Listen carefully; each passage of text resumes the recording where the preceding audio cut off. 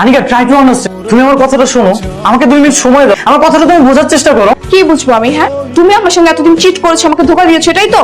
হ্যাঁ, আমি তোমার সাথে চিট করেছি, তোমাকে ধোকা দিয়েছি শুধুমাত্র তোমার ভালোবাসার জন্য।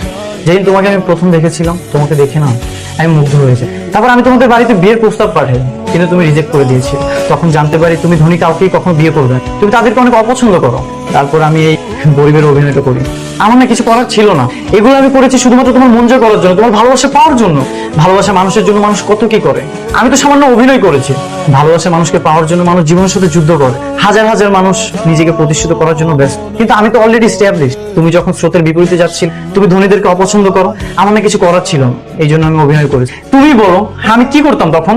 তাই বলে মিথ্যা আশ্রয় নিন? মিথ্যার আশ্রয় নিয়েছি কারণ আমি তোমাকে প্রমাণ করতে চেয়েছি সব ধনীর এক নয়। এই যে আমার বাবাকে দেখো, সে কোটি কোটি টাকার মালিক, তারপরও সে রাস্তায় নেমে সবজি বিক্রি করে। আমার মাকে দেখো, সে এত বড় প্রভাবশালী বাড়ির বউ, কিন্তু সে তোমাদের বাড়ি থেকে দিনের পর দিন কাজ করেছে। তুমি কি একটা ধনী মানুষকে দেখাতে পারবে যে এইসব কাজ করবে?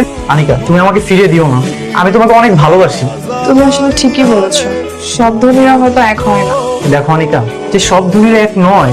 ঠিক আছে, আমি রাজি। তবে এতদিন যে আমাকে হ্যাপি করার জন্য তুমি আর তোমার ফ্যামিলি যেসব কাজ করতে, এটা বিয়ের পরেও করতে হবে। কেন করবো না, অবশ্যই করবো আমি।